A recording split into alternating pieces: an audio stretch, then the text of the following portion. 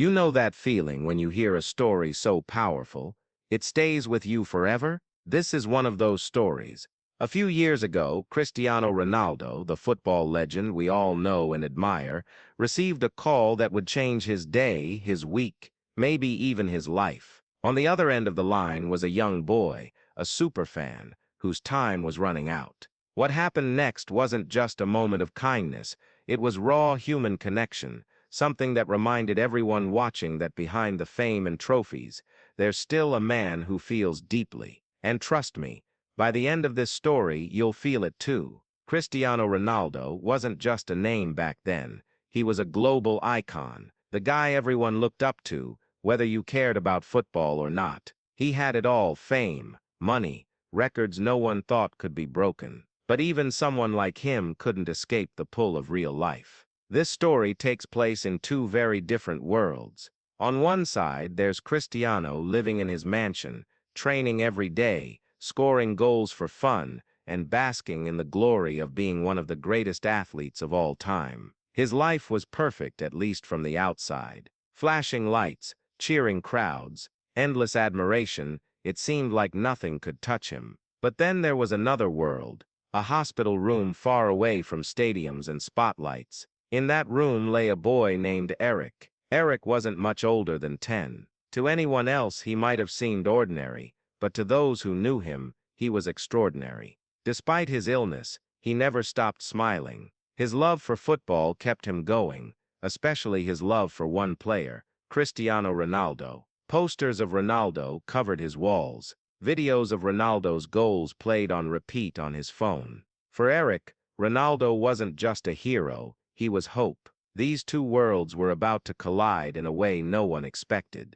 Now let's talk about Erik. Imagine being a kid who dreams of playing football every single day but can barely get out of bed because your body won't cooperate. That was Erik's reality. He didn't ask for any of this. No one does, but he faced it with courage most adults couldn't muster. Every time he watched Ronaldo score on TV, he'd cheer like he was there in the stadium himself. To him, Ronaldo wasn't just some distant star, he was proof that hard work pays off, that anything is possible if you believe.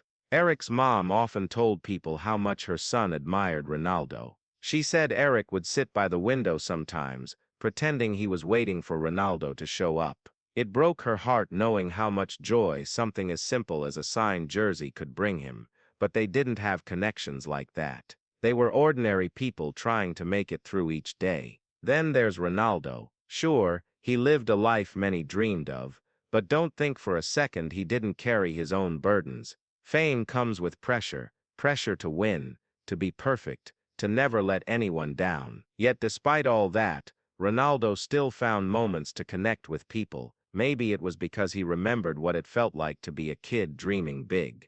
Or maybe it was because deep down he knew fame meant nothing without kindness. When Ronaldo got the call about Erik, he didn't hesitate. Something inside him clicked. This wasn't just another fan. It was a boy fighting for his life, clinging to hope, and finding strength in the stories of someone like him. The call came unexpectedly. Ronaldo was in the middle of practice, sweating under the sun, when his phone buzzed. It wasn't a regular call, it was from Erik's family. They explained everything: how Erik had been diagnosed with a terminal illness, how his health was failing fast, and how his one wish was to hear from his hero before it was too late. At first, Ronaldo didn't know what to say. He'd gotten fan requests before, letters, videos, messages, but this was different. This wasn't about signing an autograph or posing for a picture. This was life and death. So instead of brushing it off, he decided to do something no one saw coming. He picked up the phone right then and there. No handlers,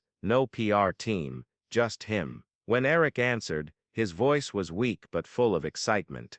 "Is this really you?" he asked, almost whispering. Ronaldo replied with a laugh, saying, "Yes, it's me. I heard you're a big fan." What happened next surprised everyone. Instead of keeping the conversation short, Ronaldo stayed on the line for over 20 minutes. He talked to Erik like they were old friends. He joked about football, asked about his favorite goals, and even promised to send him a signed jersey. But here's the twist. he didn't stop there. Ronaldo started asking questions about Erik's life. What did he like to do? Did he have siblings? What made him smile on tough days? Each question brought Erik closer to feeling seen, not as a sick kid but as a person, and that's when things took an emotional turn. Erik admitted something that hit hard.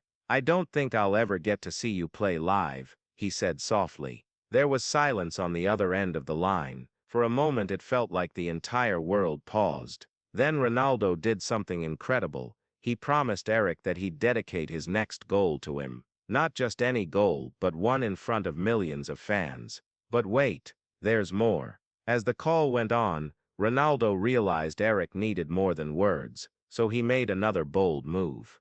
He told Erik's mom that he wanted to visit him personally. A private jet was arranged, and within hours Ronaldo was en route to the hospital where Erik lay. The news spread quickly among the staff, but Ronaldo insisted on keeping it low-key. This wasn't about publicity.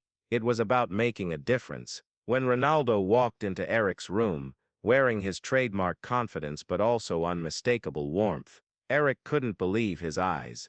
Tears streamed down both their faces as they hugged. In that moment, Ronaldo wasn't a superstar. He was simply a man who cared. The meeting between Ronaldo and Erik was more than anyone could have imagined. For Erik, it wasn't just about meeting his hero, it was about feeling like he mattered.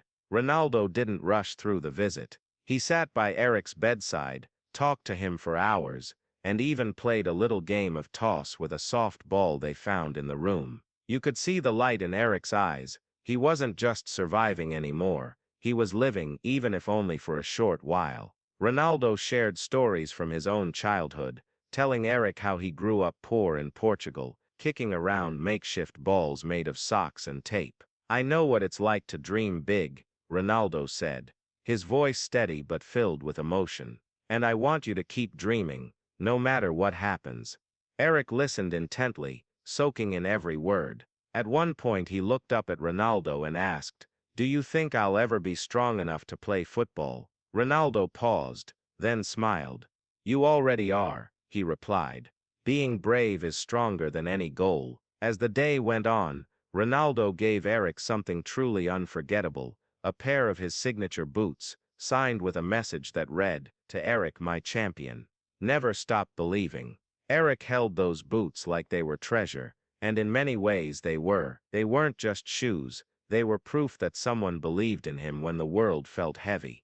Before leaving, Ronaldo knelt beside Erik's bed and whispered, "I'll come back. And next time we're watching a game together, okay?"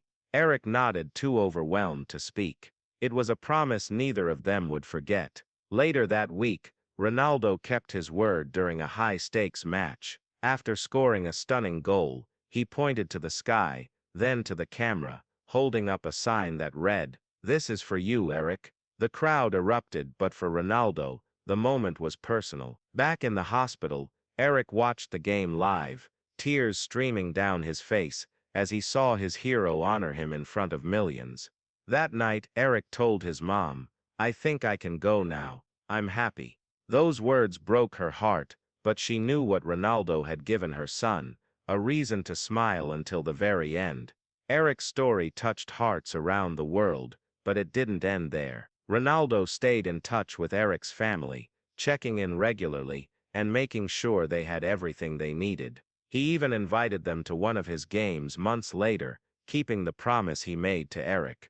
But here's the thing, this wasn't just a one-time act of kindness. It sparked something bigger. Ronaldo began using his platform to help other kids facing similar battles. He started a foundation dedicated to supporting children with life-threatening illnesses, giving them experiences they'd never forget. The same compassion he showed Erik became a mission to reach even more families in need. But there's still so much more to this story. What happened after Ronaldo's visit? How did Erik's family cope after he passed away?